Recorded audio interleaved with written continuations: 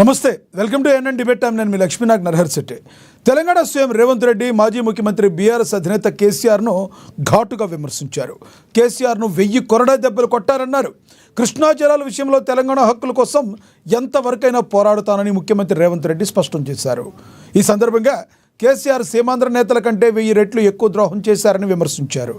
కృష్ణా జలాల్లో తెలంగాణకు జరిగిన నష్టంపై కేసీఆర్ను 1000 కొరడా దెబ్బలు కొట్టాలంటూ ఆయన తీవ్రంగా దుయ్యబట్టారు.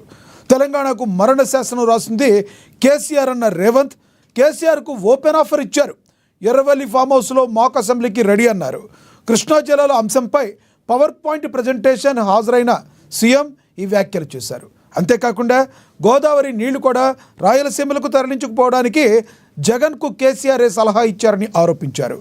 కృష్ణా జలాల విషయంలో తెలంగాణకు అన్యాయం చేసింది ఎవరు? ఆ పాపం కేసీఆర్దేనా? బీఆర్ఎస్ 2 నాలుకల ధోరణి అవలంబిస్తుందా? రేవంత్ రెడ్డి మాటల్లో వాస్తవం ఉందా? అసెంబ్లీకి వస్తే మైకులు కట్ చేస్తారంటున్న కేటీఆర్ మాటల్లో వాస్తవం ఉందా? కేసీఆర్, మీరు అసెంబ్లీకి రండి, ఎటువంటి గందరగోళం లేకుండా చూసుకుంటాం, ఏం జరిగిందో లెక్కలు అప్పచెప్పమంటున్న రేవంత్ మాటల్లో వాస్తవం ఎంత? ఇదే అంశం గురించి ఈరోజు చర్చను కొనసాగిద్దాం. చర్చలో పాల్గొనేందుకు మనతో సిద్ధంగా ఉన్నారు, మనతో అందుబాటులో ఉన్నారు కాంగ్రెస్ సీనియర్ నేత కత్తి వెంకటస్వామి గారు మనతో జూమ్ కాల్లో అందుబాటులోకి వస్తారు. అదేవిధంగా రాజకీయ విశ్లేషకులు పాపిరెడ్డి గారు కూడా మనతో జూమ్ కాల్లో అందుబాటులోకి వస్తారు. ఇక న్యాయవాది అదేవిధంగా రాజకీయ విశ్లేషకులు బండారు రామ్మోహన్ గారు కూడా మనతో జూమ్ కాల్లో అందుబాటులోకి వస్తారు. ముందుగా రాజకీయ విశ్లేషకులు పాపిరెడ్డి గారితో మాట్లాడదాం. పాపిరెడ్డి గారు నమస్తే అండి. చెప్పండి. పాపిరెడ్డి గారు, డిబేట్లోకి వెళ్ళే ముందు సీఎం రేవంత్ రెడ్డి గారు మాట్లాడిన బయట ఒకటి ఉంది, ప్లే అవుతుంది, చూద్దాం. రామాట ఎక్కడికి వద్దు స్వామి, ఎర్రవల్లి ఫామ్ హౌస్ కు నేనే మా మంత్రుల బృందాన్ని పంపిస్తా, ఏం ప్రాబ్లం లేదు. తారీఖు చెప్పు, మొత్తం ఈ సెటప్ అంతా తీసుకొని వస్తారు మా వాళ్ళు. ఎర్రవల్లి ఫామ్ హౌస్ లోనే చర్చ పెడతాము. చంద్రశేఖరరావు గారి ఆరోగ్యం అంత గొప్పగా లేదు, రావడానికి ప్రయాణం చేయడానికి ఏమైనా ఆరోగ్యం సహకరించకపోతే మీరు కుర్చీ వేసుకొని అక్కడ కుర్చీలో కూర్చోండి. చంద్రశేఖరరావు గారు మొత్తం మాక్ అసెంబ్లీ అని తెలంగాణ ఉద్యమంలో కోదండరామ్ గారు నిర్వహించేవాళ్ళు. శ్రీనివాస్ రెడ్డి గారు కూడా అప్పుడు అందులో ప్రశ్నలు అడిగి మమ్మల్ని అందరినీ మాక్ అసెంబ్లీ నిర్వహిద్దాం ఎర్రవల్లి ఫామ్ హౌస్ లోనే, మా మంత్రుల బృందాన్ని నేను పంపిస్తా, అన్ని వివరాలు చర్చించుకుందాం. కాదు కూడదు అని ఒకవేళ అంటే చంద్రశేఖరరావు గారు పిలిస్తే నేను కూడా వస్తా. నాకేం బేసిజాలు లేవు, నాకంటే సీనియర్ ఆయన పబ్లిక్ లైఫ్ లో ప్రజా జీవితంలో అనుభవంలో చంద్రశేఖరరావు గారు. వారి ఆరోగ్యం సహకరిస్తలేదు, లేదు ముఖ్యమంత్రి గారు కూడా రావాల్సిందే. చర్చలు ముఖ్యమంత్రి లేకపోతే సమర్థవంతమైన అర్థవంతమైన చర్చలు జరగవు. ముఖ్యమంత్రి కూడా ఈ చర్చలు పాల్గొనాలి అని చంద్రశేఖరరావు గారు కోరుకుంటే ఎర్రవల్లి ఫామ్ హౌస్ లో జరగబోయే ప్రజాప్రతినిధుల సమావేశానికి నేను కూడా వస్తాను. తారీఖు నిర్ణయించండి. క్లబ్బులు పబ్బులు అంటేనే మాకు కొంచెం ఇబ్బంది, మేము వాటికి దూరం మొదటి నుంచి, ఇప్పుడు కాదు చదువుకునేటప్పటి నుంచి కూడా క్లబ్బులకు పబ్బులకు దూరము. భీమా, నెట్టంపాడు, కోయిల్సాగర్ ఏ ప్రాజెక్టు చూసినా సీతారామ సాగర్ వరకు ఇందిరాసాగర్ వరకు ఆ కిందికి పోతే ఏ ఒక్క ప్రాజెక్టు కూడా ఈ 9.5-10 సంవత్సరాలలో చంద్రశేఖరరావు పూర్తి చేయకపోవడం వల్ల ఈ రోజు మనకు హక్కులు రాలేదు, ప్రయోజనము చేకూరలేదు. చివరికి ఈ రోజు దాన్ని సర్దిద్దుదామని మేము ఎప్పుడైతే కూర్చొని ఈయన ఇచ్చిన లేఖలు, ఈయన వాళ్ళ పట్ల చూపించిన ఔదార్యం, ప్రేమను, ఇది తెలంగాణ ప్రజలకు ప్రయోజనం లేదని ఎప్పుడైతే మేము మాట్లాడుతున్నామో ఈ రోజులను ప్రజలను తప్పుదోవ పట్టించడానికి ఈ రోజు వాళ్ళు శాయశక్తుల ప్రయత్నం చేస్తున్నారు. అందుకే ఈ రోజు కృష్ణా నదిలో చంద్రశేఖరరావు గారు చేసిన ద్రోహము, ఉమ్మడి రాష్ట్రంలో సీమాంధ్ర పాలకులు చేసిన అన్యాయానికంటే 1000 రెట్లు ఎక్కువ అన్యాయం చేసిండు చంద్రశేఖరరావు. నిజంగా ఒకవేళ అనాల్చి వస్తే, ఒకవేళ ఇట్లాంటి తప్పులు చేసినందుకు వాళ్ళని ఒక్క కొరడా దెబ్బ కొట్టాల్సి వస్తే చంద్రశేఖరరావు గారిని 100 కొరడా దెబ్బలు కొట్టాల్సింది కృష్ణా నదిలో మనకు చేసిన ద్రోహాన్ని. చాలా తీవ్రంగా విమర్శించారు రేవంత్ రెడ్డి గారు, చాలా ఘాటుగా విమర్శించారు. ఈయన విమర్శించిన దానిలో వాస్తవం ఉందంటారా? ఇప్పుడు లక్ష్మీనాథ్ గారు, వెంకటస్వామి గారు, మీ అందరికీ కూడా ఒకటి, ఇప్పుడు ఈ కృష్ణా జలాల యొక్క వివాదంను మన తెలంగాణ ప్రత్యేక రాష్ట్రం రావాలనే ఒక బలమైన కోరిక తెలంగాణ ప్రజలకు రావడంలో ఈ తెలంగాణ నదుల యొక్క నదులు, ముఖ్యంగా కృష్ణా నదిలో ఏదైతే ఈ నీళ్ల పంపిణీ ఉన్నదో ఇది అనేది తెలంగాణకు కనీసమైన వాటా కూడా రాలేదు. ఉమ్మడి ఆంధ్రప్రదేశ్ రాష్ట్రంలో తెలంగాణ నీటి హక్కులు ఎప్పుడు కూడా అవి నెరవేరవు. కాబట్టి మనకు ప్రత్యేక తెలంగాణ రాష్ట్రం కావాలి. అదే నీళ్లు, నిధులు, నియామకాలు దాని మీదనే తెలంగాణ ఉద్యమం మొదలైంది కాబట్టి. అయితే దురదృష్టవశాత్తు ఒకటి, లక్ష్మీనాథ్ గారు వినపడుతున్నది కదా? హలో కంటిన్యూ చేయండి వినపడుతుంది. లక్ష్మీనాథ్ గారు, పాపిరెడ్డి గారు వినపడుతుంది, కంటిన్యూ చేయండి. అయితే జరిగింది ఏంటంటే ఈ మొత్తము ఈ తెలంగాణ రాష్ట్రం రాకముందు జరిగిన అన్యాయాలు, దోపిడీ ఒక ఎత్తు. తర్వాత తెలంగాణ రాష్ట్రం వచ్చిన తర్వాత తెలంగాణ హక్కులు ఏ విధంగా, ఈ తెలంగాణ రాష్ట్రం ఏర్పడిన ద్వారా ప్రభుత్వాలు ఏ విధంగా చేసింది. అయితే ఈ కృష్ణా నది జలాల పంపిణీ కానీ, దాని వాడకం కానీ మొత్తం కూడా దానికి మొత్తం అది ఎంత పెద్ద అన్యాయం జరిగిందంటే తెలంగాణ రాష్ట్రానికి నాగార్జున సాగర్ మనకు 40 కిలోమీటర్ల పైన కట్టాల్సిన ప్రాజెక్టులు కిందికి తీసుకుపోయి మన ఎత్తుగడ్డ చేసి కిందికి తీసుకుపోవడం ఒక అన్యాయం జరిగితే, ఈవెన్ ఇప్పుడు ఉదాహరణకు నేను చెప్తా, ఇక్కడ నేను ఎవరిని విమర్శించడం లేదు కానీ ఈ శ్రీశైలం ప్రాజెక్టు పోతిరెడ్డిపాడు రెగ్యులేటరు అది వైఎస్ఆర్ గవర్నమెంట్ అంటే కాంగ్రెస్ గవర్నమెంట్ నిర్మాణం జరిగింది. అప్పుడు మేము తెలంగాణ వాదులుగా కూడా మేము దాన్ని తీవ్రంగా వ్యతిరేకించాం. పెద్ద ఎత్తున అది పోతిరెడ్డి రెగ్యులేటర్ పాడు అప్పుడు ఆయన ఉన్నప్పుడే 40,000 క్యూసెక్ల వాటర్ తీసుకుపోవడానికి డే అండ్ నైట్ పెద్ద ఎత్తున దాన్ని ప్రయత్నం చేసినప్పుడు కూడా అప్పుడు తెలంగాణ నాయకులు కూడా ఎవరు కూడా ఏం మాట్లాడలేదు. అది అప్పుడు పడ్డ బీజం ఆ పోతిరెడ్డి రెగ్యులేటర్ పాడు ఏదైతే ఉన్నదో కేవలం అంతకుముందు 11,000 టీఎంసీ వాటర్ నుంచి వెళ్ళి 40,000 పెరిగింది. 40,000 నుంచి 70,000 పెరిగి అందరు అంటే ఇంటర్నల్ గా లోపల నుంచి వెళ్ళి కూడా దాదాపుగా 90, ఇప్పుడు నిన్న ఉత్తమ్ కుమార్ రెడ్డి గారు పవర్ ప్రజెంటేషన్ 90,000 క్యూసెక్లు అంటే రోజుకు 8 టీఎంసీల వాటర్ తీసుకుపోయే శక్తి పోతిరెడ్డి రెగ్యులేటర్ పాడు నుంచి రావడం జరిగింది. అయితే దీనికి ఈ తప్పొప్పులు ఎవరు పెడితే ఇవన్నీ రాజకీయాలే. ఇప్పుడు కాంగ్రెస్ అంటది, కాంగ్రెస్ టీఆర్ఎస్ నేతగా, నేను ఒక విశ్లేషకుడిగా తెలంగాణ వాదిగా నేను మొత్తం చరిత్రను చూసిన ఒక ప్రొఫెసర్ గా చెప్తున్నది ఏంటంటే, చాలా రోజుల నుంచి అంటే తెలంగాణ రాష్ట్రం ఆంధ్రప్రదేశ్లో ఉన్నప్పుడు పెద్ద ఎత్తున దోపిడీ గురైంది. ఆ దోపిడీకి గురైన దాన్ని క్రమాన్ని కూడా ఆంధ్రప్రదేశ్ తెలంగాణ రాష్ట్రపడ్డ తర్వాత కూడా ఏదైతే ఈ జరిగినాయో ఈ ఉల్లంఘనలు కానీ లేకపోతే అక్రమాలు కానీ ఆంధ్ర ప్రభుత్వాలు విజయవంతంగా చేస్తున్నాయి. ఎందుకంటే వాళ్ళు చాలా తెలివి చేస్తున్నారు. ఎందుకంటే రాయలసీమలో పెద్ద ఎత్తున lift irrigation schemes, balance reservoirs ఒక దిక్కు కడుతూ, రెండో దిక్కు మళ్ళీ కింద గోదావరి నుంచి వెళ్ళి వాటర్ని తీసుకుపోయి మళ్ళీ నేను కృష్ణాలో కలుపుతున్నాం. మేము ఇప్పుడు వాళ్ళు ఏం చేస్తున్నారంటే, ఎంత తెలివి చేస్తున్నారంటే పైన శ్రీశైలం నుంచి వెళ్ళి రాయలసీమ మిగతా ప్రాంతాలు తీసుకుంటున్నారు.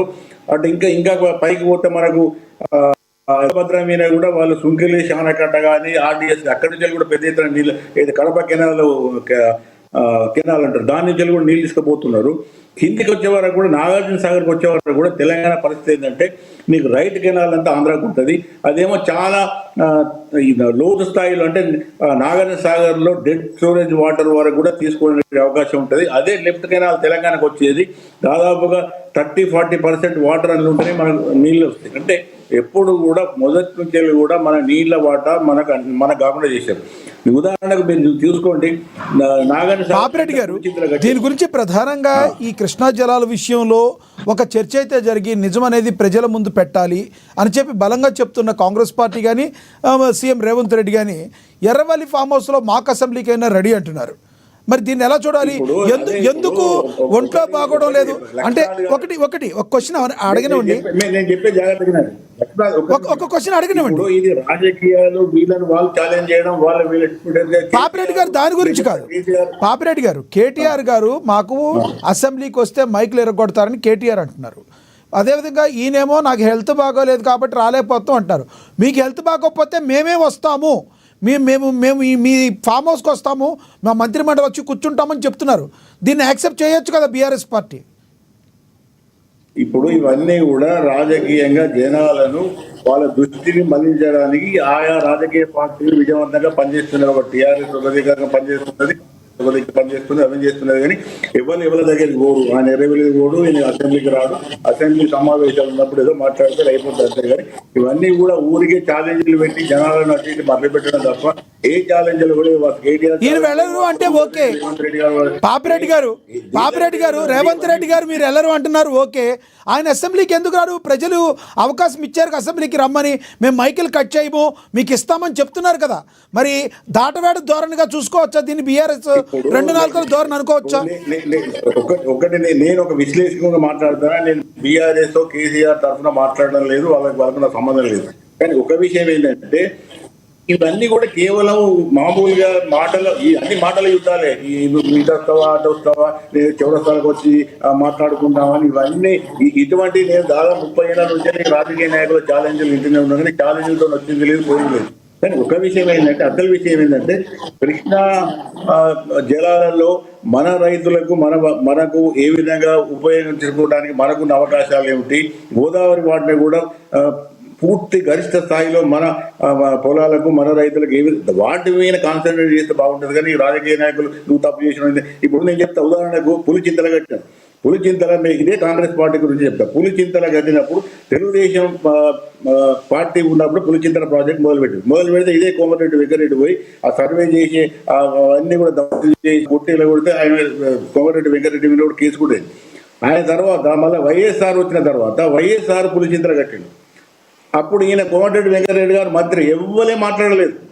అదే వైఎస్ఆర్ అక్కడ ఏది మన పోతిరెడ్డి రెగ్యులేటెడ్ ప్లాట్ నుంచి 40,000 TMCల మేము తెలంగాణ వాదులుగా వెంకటస్వామి కూడా తెలుసు, మేము మాట్లాడినాం. తెలంగాణ వాదులుగా తెలంగాణకు అన్యాయం జరుగుతున్నది, పోతిరెడ్డి రెగ్యులేటెడ్ ప్లాట్ నుంచి పెద్ద 40,000 క్యూసెక్ల నీళ్ళని తీసుకుపోతున్నాం. కానీ ఏ రాజకీయ పార్టీని మాట్లాడలేదు, ఏ రాజకీయ నాయకులు మాట్లాడి అన్ని కూడా నేను చెప్తాను. ఇప్పటికి కూడా కాంగ్రెస్ వాళ్ళు కానీ టీఆర్ఎస్ వాళ్ళు కానీ ఇప్పటికి కూడా జనాల చెవుల పూలు పెడుతున్నారు, వీళ్ళు వాడు వెళ్తున్నారు, వాటి వెళ్తున్నారు, ఇలా వచ్చేది ఏం లేదు. అసలు విషయం ఏంటంటే, వాళ్ళేమో తెలివిగా ఆంధ్ర వాళ్ళు నీళ్ళ విలువ తెలుసు కాబట్టి వాళ్ళు ఆంధ్రప్రదేశ్ ఉన్నప్పుడు నీళ్ళని కొలగొట్టారు. ఆంధ్రప్రదేశ్ తెలంగాణ ఏర్పడ్డ 10 ఏళ్ల తర్వాత కూడా అదే విధంగా నీళ్ళ దోపిడీ, నీళ్ళని కొలగొడుతున్నారు. ఇక్కడి వరకు కూడా ఆంధ్ర నాయకత్వం ఉన్న సోయి తెలివి, వాళ్ళకున్న దురదృష్టి. తెలంగాణ నాయకత్వం అంటే అన్ని పార్టీలు వస్తాయి, ఎవడు వాడు వీడానికి ప్రతి ఒక్కరు కూడా వస్తాడు. తెలంగాణ నాయకులు అందరూ కూడా నా ఉద్దేశంలో అంతకు ముందు ఉమ్మడి ఆంధ్రప్రదేశ్ రాష్ట్రంలో విఫలమయ్యారు. పోనీ తెలంగాణ రాష్ట్రం వచ్చి ఇంతమంది త్యాగాలు చేసి ఇంత కొట్లాడిన తర్వాత కూడా ఈ దోపిడీ అన్యాయాలు ఈ విధంగా జరుగుతున్నాయి. కాబట్టి ఇప్పుడు మళ్ళీ పాపిరెడ్డి గారు మీరు ఒకటి గుర్తించాలి. ఆంధ్రప్రదేశ్ ఉమ్మడిగా ఉన్నప్పుడు జరిగింది, ఆంధ్ర వాళ్ళు దోచుకున్నారంటే ఒక అర్థం ఉంది. ఆంధ్రప్రదేశ్ విడిపోయిన తర్వాత తెలంగాణ కొత్తగా తెచ్చుకున్న తెలంగాణ కూడా సరైన న్యాయం చేయలేకపోతే పాలించిన పాలకులదే కదా తప్పు. దానిలో మేజర్ పార్టీ ఎవరు పాలించారో వాళ్ళని ధైర్యంగా మీరు చెప్పాలి కదా. లక్ష్మీనాథ్ గారు అదే చెప్తున్నా. ఇప్పటికి కూడా ఆంధ్ర రాష్ట్రం తెలంగాణ రాష్ట్రం ఏర్పడ్డ తర్వాత కూడా ఆంధ్ర డీప్ స్టేట్ ఒక వర్డ్ ఉంటుంది. రాజకీయ నాయకులకు, రాజకీయ వర్గాల వరకు ఈ వర్డ్ తరచుగా వింటుంటారు. ఇప్పటికి కూడా ఆంధ్ర డీప్ స్టేట్ తెలంగాణలో చాలా పవర్ఫుల్ గా నడుస్తున్నది. టీఆర్ఎస్ ప్రభుత్వంలో అది పనిచేసింది. ఇప్పుడు అంతకన్నా ఎక్కువ రేవంత్ రెడ్డి గారి ప్రభుత్వం కూడా పనిచేస్తున్నది. ఆ డీప్ స్టేట్ తెలంగాణ మీద ప్రభావం ఉన్నంతసేపు తెలంగాణ వనరులు కానీ, తెలంగాణ ప్రయోజనాలు కానీ, తెలంగాణ పాలకులు కాపాడే పరిస్థితి లేదు. ఆ డీప్ స్టేట్ ఎదుర్కోవడానికి నాటోటో మేము సీరియస్ ఆలోచించింది అంటే మళ్ళీ ఒకసారి ఒక ఉద్యమం కావన్నా, అవేర్నెస్ క్రియేట్ చేయన్నా. ఎందుకంటే ఇప్పటికి కూడా ఆంధ్ర పాలకులు, ఆంధ్ర పెట్టుబడిదారులు, ఆంధ్ర నాయకులు యథేచ్ఛగా తెలంగాణ రాష్ట్రాన్ని దొడ్డుతో అప్పుడు అటు 9.5 ఏళ్ళ కేసీఆర్ పరిపాలన, ఇప్పుడు 1.5 year రేవంత్ రెడ్డి పరిపాలన బ్రహ్మాండంగా వాళ్ళ పనులు నడుస్తున్నాయి, వాళ్ళు అన్ని చేసుకుంటున్నారు. అటు రాష్ట్ర వనరులు కొనగొడుతున్నాడు, అంతర్గతంగా హైదరాబాద్ వేసి కూడా వాళ్ళ రక్షణ వాళ్ళన్నీ కూడా బ్రహ్మాండంగా నడుస్తున్నాయి. కాబట్టి ఇప్పటికి కూడా ఆంధ్ర డీప్ స్టేట్ తెలంగాణ రాష్ట్రాన్ని, తెలంగాణ పాలకులను కంట్రోల్ చేస్తున్నది. ఆ కంట్రోల్ చేసినంతసేపు తెలంగాణ హక్కులు కానీ, ప్రయోజనాలు కానీ వచ్చే అవకాశం లేదు. కాబట్టి నేను అనుకుంటా మళ్ళీ ఒక మూవ్మెంట్ వస్తే తప్ప సెటరేట్ అయ్యే అవకాశం. రైట్ పాపిరెడ్డి గారు, మళ్ళీ వస్తాం మీ దగ్గరికి. మనతోటి కాంగ్రెస్ సీనియర్ నేత కత్తి వెంకటస్వామి గారు ఉన్నారు, ఆయనతో మాట్లాడదాం. వెంకటస్వామి గారు నమస్తే సార్. నమస్కారం. వెంకటస్వామి గారు, 1000 కొరడా దెబ్బలు కొట్టాలి, ఒక్క కొరడా దెబ్బ కాదు 1000 కొరడా దెబ్బలు కొట్టాలి రేవంత్ రెడ్డి గారు కేసీఆర్ని ఉద్దేశించి మాట్లాడారు. అలాగే ఎవరైతే అంతకుముందు జగన్మోహన్ రెడ్డి సర్కార్కి తీసుకెళ్ళి ఆయన కాళ్ళ దగ్గర ఎన్ని పోవడానికి కారణమైన కారకులు కేసీఆర్ అని మాట్లాడటం, ఏదన్నా మాట్లాడాలంటే మీరు మీ మైకులు ఏమీ కట్ చేయం, మీరు ఇక్కడికి రమ్మని చెప్పడం అసెంబ్లీకి, ఇవన్నీ రాజకీయ కోణంగా జరుగుతున్నాయా? నిజంగా తెలంగాణ ప్రజలకి అప్పచెప్పాలి, ఏం జరిగిందని తెలియజెప్పాలని రేవంత్ రెడ్డి గారి కాంగ్రెస్ ప్రభుత్వం గారి యొక్క ముందున్న లక్ష్యమా? నిన్న అందరికి నమస్కారం, పాపిరెడ్డి గారికి, రామారావు గారికి, మీకు నమస్కారం. నమస్తే సార్. నిన్న ఉత్తమ్ రెడ్డి గారు చాలా స్పష్టంగా వారు కంక్లూడ్ లో స్పష్టంగా చెప్పింది, ఇన్ని తప్పులు జరిగినా అంటే తెలంగాణ రాకముందు తెలంగాణ వచ్చిన తర్వాత, తెలంగాణ రాకముందు జరిగింది ఉమ్మడి రాష్ట్రంలో డామినేషన్ ఆఫ్ ది ఆంధ్ర పాలకులు కాబట్టి జరిగింది అనేటువంటిది ఒకసారి కప్పిపోవచ్చు. కానీ ఆనాడు కూడా తెలంగాణలో ఉన్నటువంటి తెలంగాణ ప్రాంత నాయకత్వం యొక్క విఫలత అనేది పాపిరెడ్డి గారు చెప్పింది అక్షర సత్యం. సో దాని తర్వాత మీకు ఇండిపెండెంట్ ఛార్జ్ వచ్చింది కదా. అంతకుముందు అయితే మనం ఎవరో పిగ్ బ్యాగ్ లీడర్స్ గా ఉన్నారు మన లీడర్స్ అంతా.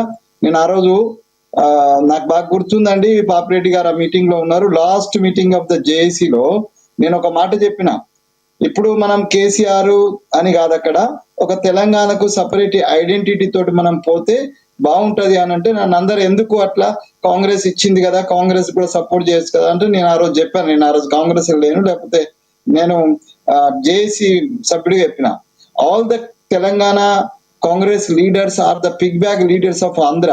That's why they cannot serve the purpose of the Telangana, real purpose serve చేయలేరు, కాబట్టి మనం వీరితో పోతే బాగుంటదని అంటే, ఆ రోజు కోదండరామ్ గారు కూడా ఏకీభవించలేదు, ఈ పాపిరెడ్డి గారు కూడా ఏకీభవించలేదు, చాలా మంది అది చేసినారు. అసలు అది అయిపోయింది, ఆ స్టోరీ అయిపోయింది. సో ఇండిపెండెంట్ గా ఒక నిమిషం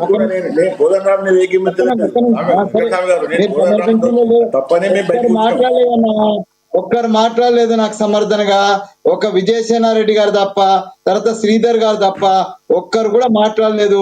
మీరు కానీ ఇంకెవరు కానీ కోదండరామ్ గారు కానీ ఇవాళ అందరు నీతులు చెప్తారు, కానీ ఆ రోజు జరిగినటువంటిది అక్షర సత్యము. నేనేమంటున్నానంటే అది స్టోరీ అయిపోయింది.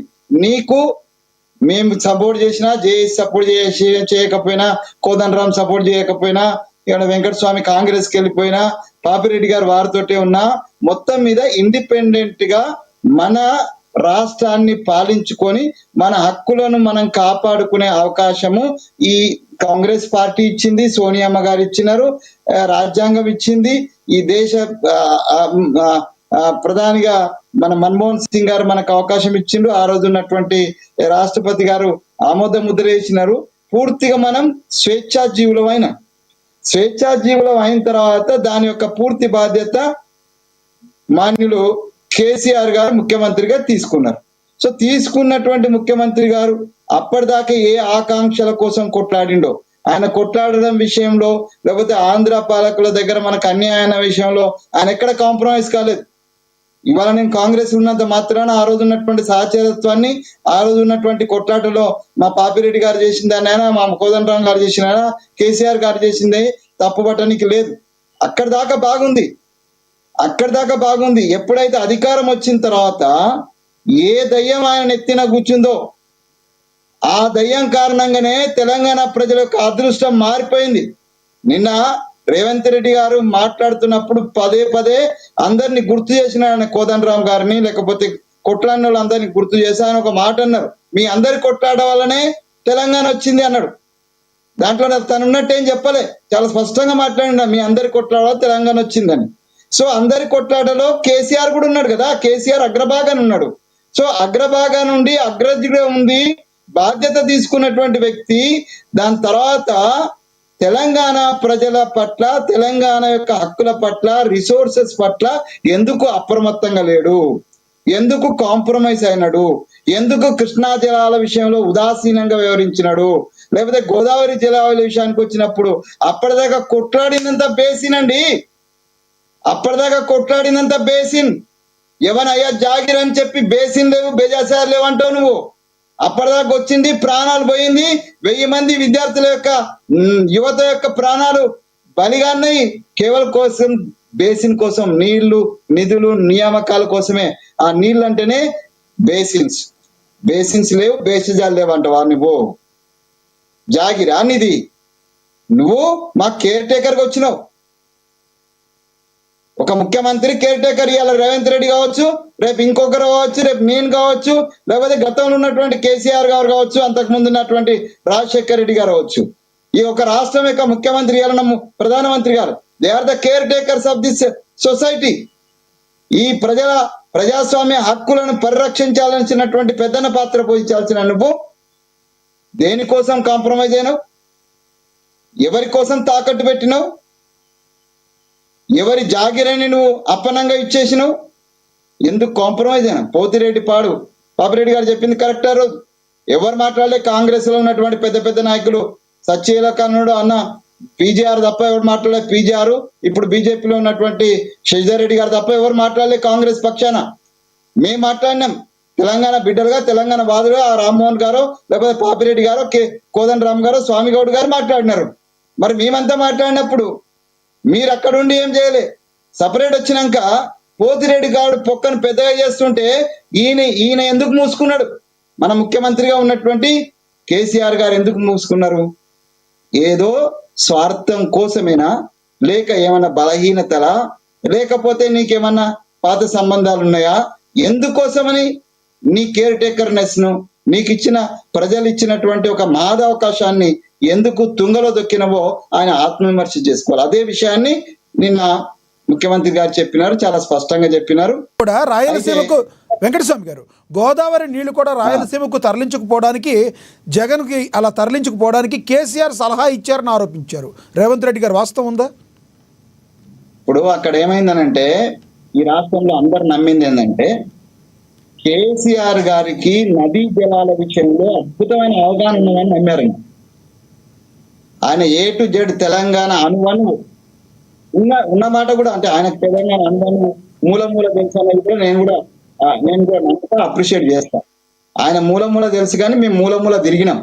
ఆ పాపిరెడ్డి, ఈ కత్తి వెంకట స్వామి, ఆ రామ్మోహన్ రావు, మేమందరం కూడా కాలికి బోంగరం కట్టుకొని ఆదిలాబాద్ నుంచి, చిచ్చోడు నుంచి మొదలుకొని భద్రాచలం అడవుల దాకా మేము తిరిగిన వాళ్ళం.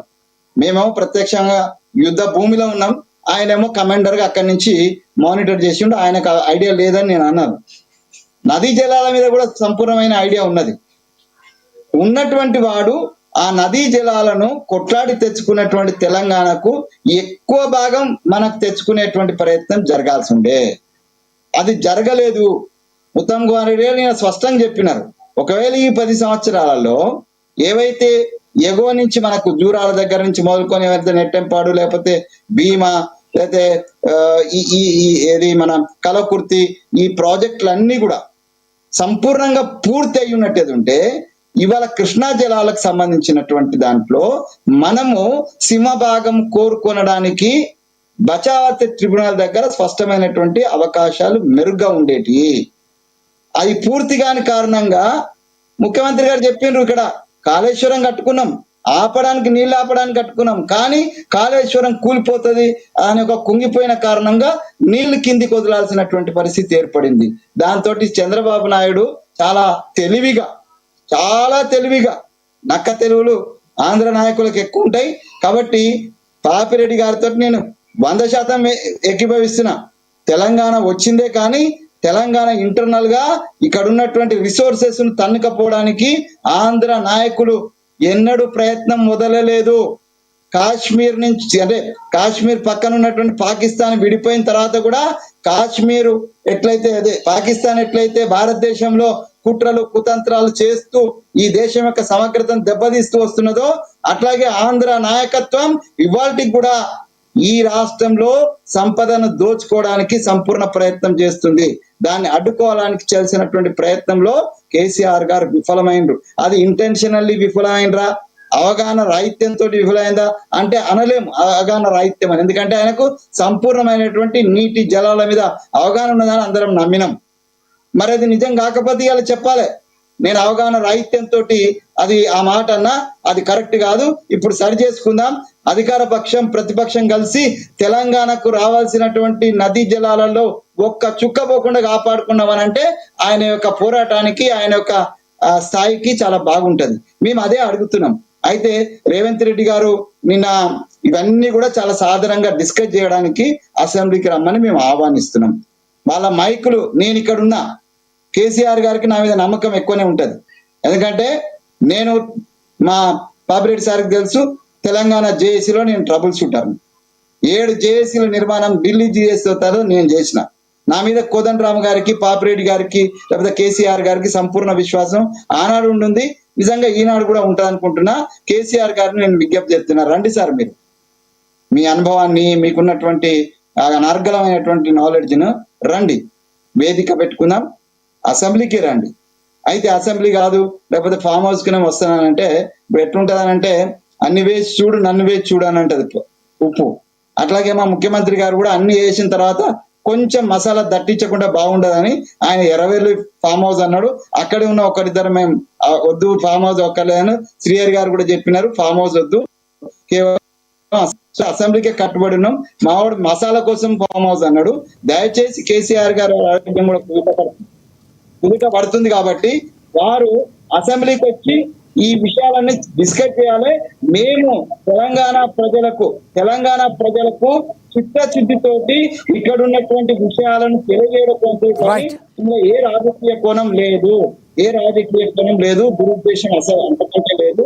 అందరం కలిసి ఇట్లా నేనేమంటున్నా అంటే, ఈ చర్చ జరిగితే ప్రతిపక్షంలో ఉన్నటువంటి బీజేపీ కావచ్చు, లేకపోతే ఎంఐఎం కావచ్చు, లేకపోతే టిఆర్ఎస్ కావచ్చు, లేకపోతే మేము అందరం కలిసి ఇక్కడ ఉన్న 119 మంది యొక్క ఎమ్మెల్యేలకు ఒక అవగాహన వస్తే కృష్ణా నది జలాల్లో మనకు జరుగుతున్నటువంటి అన్యాయము, అటు గోదావరి జలాలు దోసుకుపోయేటువంటి ప్రయత్నము కళ్ళకు కట్టినట్టు అసెంబ్లీలో చర్చ జరిగినట్టేదంటే ఇది అంతా ఒకటై ఏకకంఠంతో నాడు అన్ని జెండాలు పక్కన పెట్టి ఒకటే ఎజెండా జై తెలంగాణ అన్నట్టుగా జై తెలంగాణ మరొకసారి నినాదం ఈ అసెంబ్లీ నుంచి వేదిక మీదకి రావాలనేటువంటి సదుద్దేశంతో ఈ చర్చకు ఆవేస్తాం తప్ప దీంట్లో ఏ విధమైనటువంటి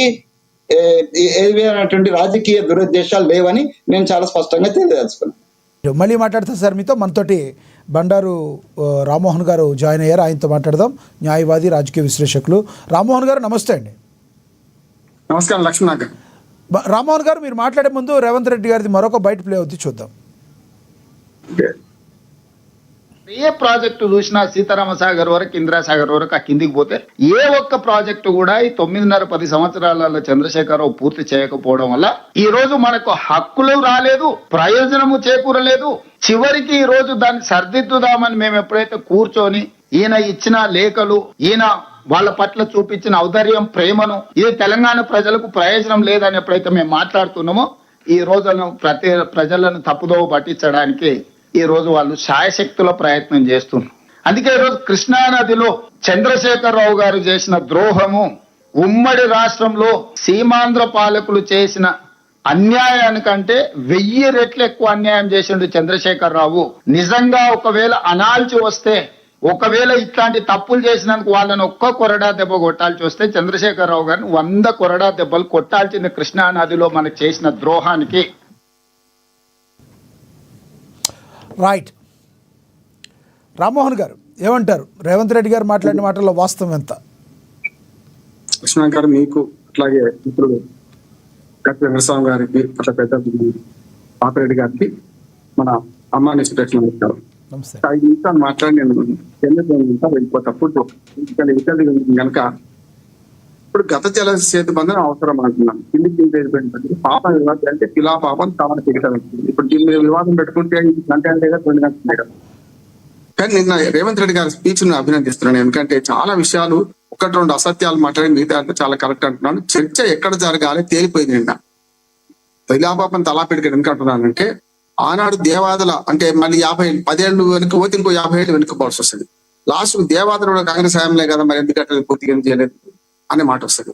ఈ 10 ఏళ్ళని ఈయన ఎందుకు చేయలేదు అనే మాట వస్తుంది. ఒకరినొకరు అనుకుంటే బయటవాడు అంటే ఇప్పుడు మనం డోనోలు ఆడేతో తీనొక ఫాయిదా అవుతా అంటే ఆంధ్రప్రదేశ్ వాళ్ళు నీళ్లు పట్టుకోపోతుంటే చూస్తూ ఊరుకునే పరిస్థితి వస్తుంది. మీరు కొట్లాడుకుంటే అవతల లాభపడతారంటారు. నేను అది కరెక్ట్ కాదు. మనందరం కూడా తెలంగాణ ప్రజలు నష్టపోతారు.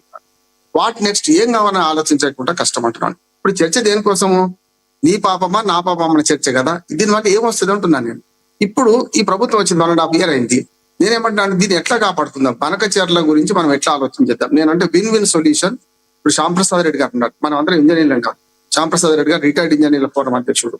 వారు మన తెలంగాణ ఇంజనీర్లు కలిసి ఆనాడు జగన్మోహన్ రెడ్డి, కేసీఆర్ కూర్చున్నప్పుడు 2 ప్రతిపాదనలు తెలంగాణ నుంచి, 2 ప్రతిపాదనలు ఆంధ్రప్రదేశ్ నుంచి తీసుకున్నారు. ఆ 2 రాళ్ళు కలిపి 2 ప్రతిపాదనలు సిద్ధమైంది. నేనేమంటున్నానంటే, చాలా వరకు ఈ మిగులు జలాల నుంచి మాట్లాడుతుంటే మెరిసేదంత బంగారం కాదు, పారేవన్నీ మిగులు జలాలు కావు. రేవంత్ రెడ్డి గారు ఇప్పుడు మొన్న మాట్లాడిన అందుకు సమర్థిస్తున్నానంటే, అయ్యా మా 948 టీఎంసీ గోదావరిలో 511 టీఎంసీలు, 570 టీఎంసీలు దాకా వస్తాయి కృష్ణాలో. ఈ మొత్తం కలిసి 1500 టీఎంసీలు మాయమాకు చూపించండి, తర్వాత మీరేమట్క పెరుస్తారు అన్నాడు. కానీ అది ఒప్పుకుంటుంది. మళ్ళీ మిగులు జలాలు విడిచిపెట్టాడు. మిగులు జలాల్లో మనకు కూడా హక్కు ఉంటుంది, సమస్య లేదు అన్నాడు. సేమ్ కేసీఆర్ గారు ఏమన్నారు చెప్తాను సార్, పోదాం అన్నారు. నేను కావాలంటే ఏపిస్తాను, సెల్లో ఉన్నట్టు. నేను ఏమంటున్నానంటే, మొన్నటి ఈ ముందుకన్నా మొదలు కూడా ఏమంటున్నారు, 968 టీఎంసీలు గోదావరిలో, అట్లా 575 టీఎంసీలు ఇందులో రావాలి, మనకు 67-33% రావాలి. కానీ ఈ రెండు కలిసి సుమారు 1500 టీఎంసీలు అయితే మాకు విడిచిపెట్టండి, మిగతా తీసుకుపోండి. ఇంకా కేసీఆర్ ఇదే మాట్లాడి తప్పు బేసజాలు లేవు, బేసిన్ లేవు అని చెప్తే జరిగింది అదే. నేనేమంటున్నాను, ఇవి మనం వాడుకోగా కూడా మిగులు జలాలు ఉంటే ఇద్దరికి వాటా ఉంటుంది సార్. కొంచెం మీకు తెలియదని కాదు, ఈ వరద జలాల కూడా ఇద్దరికి వాటా ఉంటది. ఉదాహరణకు ఇప్పుడు మనకు పట్టిసీమ ద్వారా మా నీళ్లు కృష్ణా బేసిన్ తరలించింది కదా, ఇంటర్ బేసిన్ తరలింపుడు ఏమైందంటే 85 టీఎంసీల నీళ్లు మన 2-3 రాష్ట్రాలకు పంచాలి. కర్ణాటక, మహారాష్ట్ర, కర్ణాటక, తెలంగాణ మీద ఉంది కనుక మనకు తెలంగాణకు ఇప్పుడే పట్టిసీమ ద్వారా తీసుకుపోతున్న నీళ్లు 40 టీఎంసీలు రావాలి. చంద్రబాబు నాయుడు ఎన్నిసార్లు మొత్తుకున్నా, ఎందుకంటే నేను దీని మీద నిపుణుడు ఎందుకు చెప్తున్నానంటే, బ్రిజేష్ కుమార్ ట్రిబ్యునల్ తీర్పును ఆపడానికి ఒక్కొక్క పార్టీ ఇద్దరు లోక్సత్తా నుంచి నేను మన వైడి రామారావు కాకినాడ మేమిద్దరం ఒక పార్టీ నుంచి, అట్లా అన్ని పార్టీల నుంచి కాంగ్రెస్ నుంచి పొందిపెట్టి అందరినీ ఇద్దరిని పిలిస్తే మన్మోహన్ సింగ్ గారి దగ్గర పోయి ఆ తీర్పును ఆపిన ఈ వాటికి కూడా మన బ్రిజేష్ కుమార్ తీర్పు ఆగినది. నేను ఆనాడు కూడా కొట్లాడింది ఏంటంటే, ఈ 40 టీఎంసీల నీళ్లు ఏదైతే మిగులు జలాలు మనకు ఇంటర్చేంజ్ లో అది రావాలి కదా అని. ఇవాళ కేసీఆర్ గారన్నా తప్పే, ఇవాళ రేవంత్ రెడ్డి గారన్నా మాకి ఇచ్చి మీరు తీసుకుపోయింది లేదు. ఏవైతే నికర జలాలు ఉన్నాయో నికర జలాలు కాకుండా వరద జలాలు పోయేటివి కూడా మనకు మాట ఉంటది, గోదావరిలో ఉంటది, కృష్ణ ఉంటది. దయచేసి అదొకటి. రెండోది ఏంటంటే, నిన్నటి దాకా బస్తీమా సవాల్ ఇక్కడికి అక్కడ రకాలు కదా, దయచేసి అసెంబ్లీ చర్చ వేదిక చేయడం చాలా కరెక్ట్ అంటున్నాను. దానిలో కూడా జరగాల్సింది, జరిగే నష్టాన్ని ఎట్లా ఆపుదాం చేద్దారా. ఇప్పుడు కేసీఆర్ పాపం 100 కోట్ల దెబ్బలు కొడదాం ఇదే నడిస్తే మాత్రం చర్చ రచ్చ అవుతుంది, చర్చ కాదు అది. నేను స్పష్టంగా చెప్తాను, అసెంబ్లీ తీర్మానం చేయాలంటే అది జరిగింది. గత చేతి బంధనం అవసరం లేదు. ఇప్పుడు చేయాల్సింది ఏంటంటే, మీరు చేయాల్సింది వనకచర్లను ఆపడానికి ఏం చేస్తున్నారని చేశారు. ఇవాళ ఖచ్చితంగా సిడబ్ల్యూసి అనుమతి ఇవ్వలేదు, కొర్రీ పెట్టింది, పంపింది, తెలంగాణ గవర్నమెంట్ చేసింది, మంచి పని అంటున్నాను. రెండోది ఏమంటున్నానంటే, ఒక ఆసక్తి ఏంటంటే, ఆనాడు ప్రాజెక్టులు మేము కట్టినాడు కేవలం మనకు మన 1,13,000 కూడా కాలేదు ఎకరానికి. ఇవాళ ఇన్ని లక్షలు ఎందుకు అవుతున్నాయి, ఇన్ని కోట్లు ఎందుకు అవుతున్నాయి? నాగార్జున సార్ కట్టినాడు, పెబరెడ్డి గారు బాగా తెలుసు, కేవలం 575 కోట్లతో నాగార్జున ఫస్ట్ దేశం పూర్తయింది. 575 కోట్లు ఆనాడు విలువ ఎంత, వాటి విలువ చెప్పండి. ఇవాళ 50,000 కోట్లు అవుతాయి. 1955 లో రెండు వేరు రాష్ట్రాలు ఉన్నప్పుడు నాగార్జున సాగర్ శంకుస్థాపన జరిగింది. ఊరుగుల రామకృష్ణారావు ఇక్కడ, అక్కడ బెదవాడ గోపాల్ రెడ్డి గారు ఉన్నప్పుడు జరిగింది. అట్లా చూసుకుంటే మీకు ఏ రకంగా చూసినా ఆనాడికి ఈనాడు విలువ మారదా? ఖచ్చితంగా విలువలు మారకుండా, ప్రాజెక్టుల విలువలు పెంచకుండా ఏ ప్రాజెక్ట్ పూర్తి కాలేదు. సరే, ఇప్పుడు కాళేశ్వరం వల్ల ఏం జరిగింది, ఏం కథ అంటే, ఎన్డీఎస్ఏ రిపోర్ట్ వచ్చింది కదా. ఎన్డీఎస్ఏ రిపోర్ట్ ఏం చెప్తున్నది, ఆ 2 పిల్లలు కుంగిన దానికి కూడా మనం కన్నెపల్లి పంప్ హౌస్ నడిపించవచ్చు, ఒక మట్టి కట్ట వేసి. ఇప్పుడు కాకుండా ఇప్పటికి కూడా రోజుకు 2 లక్షల క్యూసెక్లు నీరు కిందికి పోతున్నాయి. వాటి పంపింగ్ చేసుకోండి. వర్షం ఇప్పుడు ఎండాకాలం వరకు చెప్పడానికి నెల కాలం వెనకపోయింది. వెంకటస్వామి గారు మీకు తెలుసు, గతంలో కేసీఆర్ గారు చేసిన పొరపాటు ఏంటంటే, నీళ్లు ఎత్తిపోసినప్పుడు పై నుంచి నీళ్ళు వచ్చినాయి, మన కడెం నిండింది, అంతకుముందు శ్రీరామ్ సాగర్ నిండడం వల్ల పోయిన నష్టం. ఇప్పుడైతే కరువు ఉంది కదా, నేనేమో ఆ ప్రాజెక్టును కుక్కను చంపాలంటే పిచ్చి కుక్కని ముద్రేసి చంపుదామా, లేకుంటే దాన్ని వినియోగం తీసుకుందాం అంటున్నాను. కాళేశ్వరం మీద కక్ష ఉంటే రైతులకు ఎందుకు శిక్ష అని అడుగుతున్నాను. ఇప్పుడు వాటి చేయాల్సింది విడిచిపెట్టి, మనం రైతుల నీళ్లు విడిచిపెట్టి కేసీఆర్ పొరపాట, సమైక్య పాలకులు పొరపాటు చేసి కనుక వాళ్ళకి ఒక్కటి దొరికితే 100 కొట్టాలి, 100 కొరడ దెబ్బలంటే ఇది కక్షసాధింపు అవుతుంది. చచ్చిన పనులు చంపకండి, అయిపోయింది, పోయింది. ఇప్పుడు నాకు ఈ ప్రభుత్వం మీద బాధ్యత ఒకటి. ప్రభుత్వం వచ్చి 18 నెలలు అయింది. ఈ నీళ్లను ఎట్లా మనం తెలంగాణకు వాడుకుందామని చూడండి. వనకచెర్ల ప్రాజెక్టు కూడా కట్టుకోవడానికి వీలున్న ఉభయ కుశలోపరి ఇంజనీర్లు చెప్తున్నారు, వాళ్ళ మాట విందాం. ఇది చేయొచ్చు, అది చేయొచ్చు అంటున్నాడు. ఇవాళ 3,000 టీఎంసీలు అంటున్నాడు కదా, మన 1,500 టీఎంసీలు ఎక్కడే 2 పోతే కేవలం ఆ నీళ్లు పోయేటి అని బట్టిగా గుజరాత్, మనకు ఛత్తీస్గఢ్ వాడుకోకపోతే, మహారాష్ట్ర వాడుకోకపోతే, మన కర్ణాటక వాడుకోకపోతే మనకు వస్తున్నాయి నీళ్ళు. ఎక్కడి నుంచి వస్తున్నాయి ఇవన్నీ నీళ్ళు కూడా? కనుక వాళ్ళ మాట వాళ్ళకి ఇడిచిపెడితే, నా ఉద్దేశం ఏంటంటే, మంచి కాలంలో కూడా 1,000-1,200 టీఎంసీలు పోతున్నాయి. ఇప్పటికి కూడా 1,000-1,200 టీఎంసీలు బంగాళాఖాతం కలుస్తున్నాయి. దీన్ని ఎట్లా కాపాడుకుందాం, మన నీళ్ళు ఎట్లా తగ్గించుకుందాం అంటే 2 పరిష్కారాలు. సిడబ్ల్యూసి దగ్గర 2 ముఖ్యమంత్రులు కూర్చోవాలి. ఆనాడు జరిగిన తప్పులు జరిగినాయండి. ఇప్పుడు చేయాల్సిన పని ఏంటంటే, మా వాటా మాకు తేల్చండి, మా వాటాకు అడ్డము రానని చంద్రబాబు నాయుడుతో రాయించుకోవాలి. మనం చంద్రబాబు అంటే తెలంగాణ ఆంధ్రప్రదేశ్ ముఖ్యమంత్రితో ఒప్పందం కుదిరించుకోవాలి. ఈ వాటా భోగంగా కూడా మిగులు జలాల్లో కూడా మన వాటా మనకు ఉంటది కనుక అస్యూరెన్స్ సిడబ్ల్యూసి ద్వారా ఇచ్చి అప్పుడు వాళ్ళు కట్టుకున్న వద్దు అనేది మనం కట్టుకోక, ఇప్పుడు మనం నీళ్ళు ఎక్కడికి పోతున్నాం వెంకటస్వామి గారు, మనం కట్టుకోకపోవడం కదా.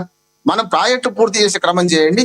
ఇప్పటికైనా అశ్రద్ధ చేసిండు కృష్ణా జలాల విషయంలో కానీ, మనకు గోదావరి జలాల విషయంలో. ఇప్పుడైనా సరే వాళ్ళు తప్పు చేసిండు, ఒప్పుకుందాం. కానీ మనం తప్పు చేయొద్దు కదా. వాళ్ళని నిందించుకుంటా ఇంకెన్ని రోజులు కూర్చుందాం. కేసీఆర్ గారే సమైక్య పాలకులు నిందించుకుంటా 10 ఏళ్ళు గడిపిండు కదా. మంచిగా చూడండి, మీరు అన్నట్టు కేసీఆర్ గారు మొదటి 5 ఏళ్లలో ఉన్నట్టు 2 5 ఏళ్ళు లేరు. ఇవాళ కాళేశ్వరం అంటే అవినీతి కాళేశ్వరం అంటే అహంకారం, ఈ రెండింటితో నడిపిన ప్రజలందరూ తీర్పిచ్చారు. పాపిరెడ్డి గారు అయితే వాళ్ళని కలిసి మన ప్రభుత్వాలు ఉన్నవాళ్ళే, ప్రభుత్వంలో శాఖకు ఉన్నవాళ్ళే. కనుక ఇవాళ ఏమంటున్నా అంటే ఆ పాపాన్ని కడిగేద్దాం, కానీ ఆ పాపాన్ని మళ్ళీ చూపించి ఆయనకు సాగు దొరికింది. కేసీఆర్ 10 ఏళ్ళు సమైక్యత మన పాలకులు తిట్టుకుంటూ కూర్చున్నారు. మనం కేసీఆర్ తిట్టుకుంటూ కూర్చుంటే అసలు పోతుంది, ఆవేగించక పోయి గుమ్మడికాయలు పోతున్నాయి. చూడకుండా చేయండి దయచేసి. రేవంత్ రెడ్డి గారి ప్రతిపాదన కరెక్ట్ చర్చ అసెంబ్లీలో జరగాలి. కేసీఆర్ ప్రగతి భవన్ కూడా కాదు, కేసీఆర్ ఫామ్ హౌస్ అంతకంటే కాదు. దయచేసి ఒక్క మాట చెప్పి ముగిస్తే నేను వేరే దానికి కోరుతుంటాను. దయచేసి ఏంటంటే ఈ ఇద్దరు కొట్లాడుకొని 3 లాభం చేయకండి. మనకైతే కట్టుకోవచ్చు, మనం ఇది కూడా కట్టుకోవచ్చు. విన్ సొల్యూషన్, జీరో సమ్ ఆడకండి, విన్ సొల్యూషన్ చేయండి కోరుతూ. రైట్, పాపిరెడ్డి గారు కంక్లూడ్ చేయండి. ఇప్పుడు లక్ష్మీనాథ్ గారు, ఇప్పుడు ఇద్దరు వెంకటస్వామి గారు మాట్లాడినారు, రామ్మోహన్ గారు. అయితే విషయం ఏంటంటే ఇప్పుడు వాళ్ళు చాలా విషయాలలో కూడా ఈ ఒప్పందాలను, తర్వాత ట్రిబ్యునల్ తీర్పులను, ఏవైతే ఈ ఎన్ని టీఎంసీలు వాడుకోవాలన్న ఒప్పందం అన్నింటినీ ఉల్లంఘించి వాళ్ళు ఇష్టారాజ్యంగా నీళ్ళని వాడుకుంటున్నారు. అది వాస్తవం. అది నిన్న రేవంత్ రెడ్డి గారు ముఖ్యమంత్రి గారు కూడా చెప్పారు, అంతకుముందు కూడా చెప్తున్నారు. అయితే ఒక విషయం ఏంటంటే మనం ఇక్కడ మనకు ఎందుకు మనం నాయకత్వం కానీ మనం తెలంగాణ ఒక విధంగా తెలంగాణ సమాజం ఎందుకు వైఫల్యం జరుగుతున్నదంటే వైఫల్యం పైన మనం ఉన్నాం. కృష్ణా రివరు మొత్తం మన దగ్గర నుంచి వెళ్ళే ఆంధ్ర, గోదావరి దాదాపు ఆదిలాబాదు, నిజామాబాదు, కరీంనగర్, వరంగల్, ఖమ్మం సుదీర్ఘంగా పరిపాలించి లాస్ట్ ఈస్ట్ వెస్ట్ గోదావరిలో తోక గిల్తాతో పోయి అక్కడ కలుపు. అంటే పైన మనం ఉన్నాం. అంటే నీళ్లు మనం వాడుకునే అవకాశము ఉన్నది, హక్కు ఉన్నది. హక్కే కాకుండా అవకాశం ఉన్నది. ఇప్పుడు వాళ్ళు ఏ విధంగా అయితే వాళ్ళు ఇష్టారాజ్యంగా వాడుతూ అన్ని ఒప్పందాలను ఉల్లంఘించి చేస్తున్నారు, వీళ్ళకి చేత కదా. ఇప్పుడు నీకు కృష్ణా, నేను ఇదే చెప్తాను, కృష్ణా వాటర్ నిత్యం పాటు కట్టారు. ఇప్పుడు జూరాలు కట్టారు, జూరాలు ఫెయిల్ చేశారు. జూరాలను మనం వాడుకోవచ్చు. ఒకవేళ కర్ణాటక గవర్నమెంట్ తో కొంచెం మంచిగా ఉండి దానిలో ఎక్కువ నీళ్ళు ఆపుకుంటే అక్కడ నుంచి వెళ్ళి మహబూబ్ నగర్ మొత్తం జిల్లా అంతా వాడియచ్చు. పోనీ అక్కడ సాధ్యం కాకుండా కింద నెట్టెంపాడు వచ్చింది. నెట్టెంపాడు దాని కెపాసిటీ ఎక్కువ చేసి మొత్తం వాడుకోవచ్చు నీళ్ళు. పైన మనం ఉన్నాం, కింద వాళ్ళు ఉన్నారు. మనం పైనుండి వాడుకోలేకుండా మనం చేతగానితనంతో వానివి నేర్తే లాభం లేదు. మన దగ్గర జుట్టు ఉన్నది, మన జుట్టు మన చేతులు ఉన్నది, మన జుట్టు మన చేతులు లేదు. ఇప్పుడు మీకు తుంగభద్ర ఉన్నది, తుంగభద్ర ఎక్కడ కలుస్తుంది? తుంగభద్ర పోయి కింద ఇక్కడ అలంపూర్ దగ్గర కృష్ణా తుంగభద్ర కలిసి కృష్ణా నుంచి వెళ్ళి శ్రీశైలం పోతుంది. అంతవరకు కూడా మన చేతులే ఉన్నాయి అన్ని. అయినా మనం వదులుకున్నాం. గోదావరి అంతా మొత్తం మన చేతుల్లో ఉన్నది. ఎక్కడ కింద ఈస్ట్ గోదావరి, వెస్ట్ గోదావరిలో వాళ్ళకి ఇంత అంతుంటుంది అక్కడ. అయినా మనం ఎందుకు వాడుకోలేకపోతున్నాం? నేను చెప్తాను. అక్కడ నేను ఇక్కడ రాజకీయాలకు పోతలేను. కేసీఆర్ దొంగ, రేవంత్ రెడ్డి దొంగ. ఇప్పుడు రేపు ఏమంటారు వెంకటస్వామి గారు, టీఆర్ఎస్ లో లేచి రేవంత్ రెడ్డి దొంగ, కాంగ్రెస్ దొంగ అని వాళ్ళంటారు, మీరు వాళ్ళని అంటారు. దాంతో ఏం వచ్చేది లేదు, పీకేది లేదు. అవన్నీ మనం చూసినాం. కాబట్టి ఒకటేంటంటే మనం నీళ్ళను వాడుకునే అవకాశం మనకే ఉన్నది, వాళ్ళకి లేదు. మనం దయచేసి వదిలిపెడితేనే వాళ్ళకి పోతాయి. ఎందుకంటే నేను చెప్తాను, శ్రీశైలం మనది కాదు. శ్రీశైలం ఎందుకు మనకి సమస్య అంటే మనం ఒకసారి జాగ్రత్తగా ఆలోచిస్తే ఈ నదులన్నీ కూడా పశ్చిమ కనుమలలో ఉండి మనకి బంగాళాఖాతంలో కలుస్తాయి. అయితే ఆంధ్ర ఏమో దక్షిణం వైపు ఉన్నది, తెలంగాణ ఉత్తరం వైపు ఉన్నది. ఎప్పుడు కూడా మనం నీళ్ళను నదీ పరివాహక ప్రాంతాన్ని జాగ్రత్తగా పరిశీలిస్తే దక్షిణం వైపు వంపు ఉంటుంది, ఉత్తరం వైపు అంటే ఎత్తు ఉంటుంది. మన తెలంగాణ అంతా నదికి ఎత్తువైపు ఉంటుంది, వాళ్ళకు వంపు ఉంటుంది. కాబట్టి వాళ్ళు ఈజీగా నీళ్లు తీసుకుపోయినంత అలకగా మనం తీసుకోవడం కొంచెం కష్టం. ఆ విషయాన్ని మనం గుర్తిస్తూనే మనం కూడా మనకున్న అవకాశాలు అన్ని వాడుకుంటే వాళ్ళు వైలేట్ చేస్తున్నారు. మనం వైలేట్ చేసి 4 ప్రాజెక్టులు కట్టుకుంటే ఒట్టోడు ఎవరు? ఇవాళ పోలీసులు వాళ్ళ చేతులు లేరు. పోలీసులు మన ఉన్నది, ప్రభుత్వం మనది ఉన్నది, పైసలు మన దగ్గర ఉన్నాయి, అధికారం కోసం నేను కొట్లాడేది. కాబట్టి ఒకటేంటంటే ఇప్పుడు రేవంత్ రెడ్డి గారు అంటున్నారు కదా, అయ్యా రేవంత్ రెడ్డి గారు మీరే కట్టారు. ఆ నెట్టపాలను ఎక్కువ చేసి దాన్ని కెపాసిటీ చేసి గద్వాల, అలంపూరు, నారాయణపేట నుంచి మొదలు పెడితే నీ నియోజకవర్గ కోడండాలు వాళ్ళ కూడా తీసుకోబోతుంది నీళ్ళు మహబూబ్ నగర్ నుంచి. 2 లిఫ్టులు పెట్టుకుంటే అక్కడ దాకా పోతుంది. వాడుకోండి. మనం వాడుకున్నప్పుడు వాడేసి మన దగ్గర మొత్తుకోవాలి. మన దగ్గర పోయి మొత్తుకుంటే ఎంతసేపు పోయి. పాపిరెడ్డి గారు ఇవన్నీ ఒకదానికి ఒకటి కనెక్టివిటీ ఉందంటారా? ఎందుకంటే మేనిఫెస్టోలు రిలీజ్ చేస్తారు రాజకీయ పార్టీలు. ఒక మాట పాపిరెడ్డి గారు, మీరు అన్నదానికి చెప్తున్నా, మన దగ్గర డబ్బులు ఉన్నాయని మీరు చెప్తున్నారు కదా. ఒక్కొక్క రాజకీయ పార్టీ మేనిఫెస్టో రిలీజ్ చేసినప్పుడు రకరకాల హామీలు ఇస్తాయి. ఇచ్చిన హామీలు నెరవేర్చడానికి ముక్కుతూ ముక్కుతూ మొలుగుతూ ఉన్న వాళ్ళకి ప్రాజెక్టులు కడతాక డబ్బులు ఎక్కడి నుంచి తెస్తారు? నీకు తెలంగాణ కన్నా ఆంధ్ర ప్రభుత్వంలో కూడా ప్రతి డబ్బులు ఇవ్వండి. లక్ష్మణ్ గారు అదేం లేదు, అక్కడ మనకన్నా కూడా దరిద్రంగా ఉంటుంది. ఇక తెలంగాణ కొంచెం దారి ఉంటుంది. అట్లేం మేము వాళ్ళకి సర్టిఫికేట్ వేయకుండా అక్కడేం లేదు, డబ్బులు ఏం లేవు. కాకపోతే ఏంటంటే నీకు సిద్ధశుద్ధి ఉన్నదా, నీళ్ళని వాడుకునే శక్తి ఉన్నదా? నీకు పట్టుగా చెప్తాను, మేము తెలంగాణ ఉద్యమం మొదలుపెట్టినప్పటి నుంచి కూడా ఆంధ్ర వాళ్ళకు నీళ్ళ మీద ఉన్న అవగాహన, నీళ్ళ మీద వాళ్ళకున్న విలువ, వాళ్ళకు తెలిసినంత విలువ మన తెలంగాణ ప్రజలకు కానీ తెలంగాణ నాయకులు కానీ ఇప్పుడు కూడా తెలియదు. ఎందుకంటే మాకు ఒక సామెత ఉన్నది, నీళ్ళు ఎక్కడ వాడితే ఎక్కడికి పోతే ఆంధ్రలో అక్కడికే పోతున్నది. When ever water flows Andhra follows అని ఇప్పటికి కూడా గదే చేస్తున్నారు వాళ్ళు. ఇప్పుడేమో నీళ్ళు అడిచికపోతున్నారు. కాబట్టి ఒకటేంటంటే ఇవన్నీ మాటలు, ఇవన్నీ తూటాలు, ఇవన్నీ కూడా రాజకీయాల కోసం పనికి వస్తాయి. అయ్యా వెంకటస్వామి గారు మీరు ఎంత ఇట్లా మీసాలు అడవేసుకొని మీరు రేవంత్ రెడ్డి సపోర్ట్ చేసినా కూడా దాంతో వచ్చేది. ఈ కాంగ్రెస్ వాళ్ళు అన్నిటికీ సర్వం నాశనం కావడానికి కాంగ్రెస్ లో కారణం. మీరు ఎంత డిఫెండ్ చేసినా ఏం వచ్చినా కూడా ఎవడో పెద్ద ఆశించడం నాకు. కాబట్టి ఒక్కటేంటంటే ఇవన్నీ పక్కన పెట్టి ఇప్పుడు మీ ప్రభుత్వం ఉన్నది, మీరు అన్ని వాడండి. మొత్తం ఎవడంటాడు అసలు పుట్టును కూడా కింద పడకూడదు, వాడు వస్తాడు కదా, మనం ఎందుకు తిప్పలు వాడాలి? శ్రీశైలం అన్నది వాళ్ళకు పోయింది. 90,000 క్యూసెక్ల వాటర్ వరకు కూడా వాళ్ళు తీసుకుపోయేంత మనం ఇచ్చినాం. కేసీఆర్ ఇవ్వచ్చు, అంతకుముందు కాంగ్రెస్ వాళ్ళు ఎవరికి. నేను చెప్పేది తెలంగాణ ప్రభుత్వాలు, తెలంగాణ నాయకత్వం, తెలంగాణ పార్టీలు ఇచ్చినవి. కాబట్టి ఇప్పటికైనా పార్టీలను ఒకటి కానీ రామ్మోహన్ గారు పనిచేసి పార్టీలను ఒకటి రండి, ఒకటి వచ్చి కూర్చొని రాకపోతే టీఆర్ఎస్ రాకపోతే వదిలిపెట్టండి. మీ గవర్నమెంట్ మీరు చేయండి. మీరు ఒక ప్రతిపాదనగా మేము ఈ విధంగా వాడడానికి మాకు అవకాశం ఉన్నది. ఇప్పుడు కలవకుర్తి భీమాది అది మొత్తానికి పంట పెట్టండి కేసీఆర్. నేను కూడా ఒప్పుకుంటా. అది ఒకవేళ అది కొంత కంప్లీట్ చేసి ఉంటే మనం కొంతమేరగా నీళ్లు వాడుకునే అవకాశం ఉంటుంది. కృష్ణా ఇప్పుడు ఆయన గోదావరి మీద, కాళేశ్వరం మీద చూపెట్టిన ప్రేమ, ఆ ఉత్సాహం, పెట్టిన పైసలు, ఆ స్కామ్స్ కృష్ణా మీద పెట్టలేదు. ఆయన కృష్ణా మీద పెట్టలేదు అనేది వాస్తవం. అది ఎవరైనా కూడా వాళ్ళు టీఆర్ఎస్ తలకాయ కింద చేసి కాలు మీద చేసి వాదించినా లేదు. ఎందుకంటే ఆయన పెద్దగా పెట్టలేదు. మొన్న ఏదో కాంగ్రెస్ వాళ్ళు చేయబోతే అది కొలాప్స్ అయ్యి చాలా మంది చచ్చిపోయారు కూడా. అంటే అంతవరకు అది ఆ టనల్ పాడై ఉంది, దాన్ని ఎవరు వాడలేదు. కాబట్టి ఒకటేంటంటే కృష్ణా వాటర్ను మనం మ్యాక్సిమం వాడుకోవడానికి మనం అప్పర్ రైపర్ ఏంటంటే మనం పైన ఉన్నాం. మనం వాడుకునే శక్తి మనకున్నది. మనం వాడుకున్నాడు వాయిలేషన్ అయితే రాని వాడే సెంట్రల్ గవర్నమెంట్ కుడుకొని ఎక్కడ కుడుకొని మనకెందుకు ఇదంతా. మనం వాడుకోవడానికి చేత కాగానే మనం దెబ్బతినే వాళ్ళకి అప్పచెప్తున్నాం. వాళ్ళకి నేను చెప్తాను, ఇప్పటికి కూడా ఆంధ్ర డీప్ స్టేటు తెలంగాణలో చాలా పవర్ఫుల్ ఉన్నది. కాంగ్రెస్ గవర్నమెంట్లో కూడా టీఆర్ఎస్ కన్నా కూడా బలంగానే ఉన్నది, తక్కువ లేదు. వాళ్ళు బ్రహ్మాండంగా తెలంగాణ రాష్ట్రాన్ని ఎన్ని విధాలుగా మ్యానిపులేట్ చేయాలి, ఎన్ని విధాలుగా వాళ్ళ అవసరాల కోసం వాడుకోవాలో అన్ని విధాలుగా వాడుకుంటున్నారు. నా ఉద్దేశం ఇప్పుడు చెప్తాను, వెంకటస్వామి గారు రాజకీయ నాయకులతో, రాజకీయ పార్టీలతో కాదు, మళ్ళీ తెలంగాణ ప్రజలలో, తెలంగాణ మేధావులలో మళ్ళీ తీవ్రమైన ఆలోచన వస్తున్నది. ఈ తెలంగాణ వచ్చిన 10 ఏళ్ళ తర్వాత కూడా తెలంగాణ దేనికోసం కొట్లాడినరు, ఎంత మంది చనిపోయినారు, ఎన్ని త్యాగాలు చేసినారు, దానిలో ఏం జరిగిందని చూస్తే ఏమి లేదనేది వస్తున్నది. కాబట్టి తెలంగాణ ప్రజలలో మళ్ళీ ఆలోచన మొదలైంది. ఈ ఆలోచన కొంత ముందు తీసుకుపోయినప్పుడు అప్పుడు ఈ రాజకీయ పార్టీలను మళ్ళీ ఒత్తిడి పెట్టాల్సిన అవసరం ఉంటుంది. ఎవరు ఏం చేసినది అప్పుడు అన్ని బయటకు వస్తాం. మంచి చేసిన వాడు ఉంటాడు, చెడు చేసిన వాడు ఉంటాడు. కాబట్టి ఓవరాల్ ఏంటంటే ఈ నీళ్ళని మనం వాడుకోవాలి.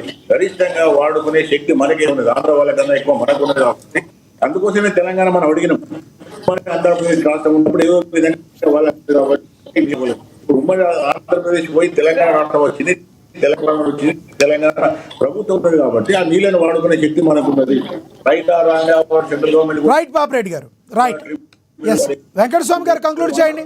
ఎస్ అదే అప్పుడు చెప్తున్నానండి.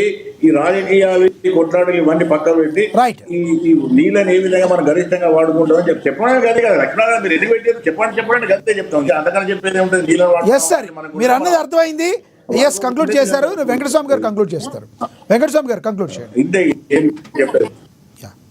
ఓకే, పప్పిరెడ్డి గారు ఏదైతే సజెస్ట్ చేస్తున్నారో మన నీళ్లను మనం వాడుకోవడానికి మనకు అవకాశాలు, హక్కులు రెండు ఉన్న దృష్ట్యా ఆడుకోవడమే కరెక్ట్. ఇప్పుడు మా ఉద్దేశం కూడా అసెంబ్లీ వేదికగా మేము చర్చ చేయలేదు.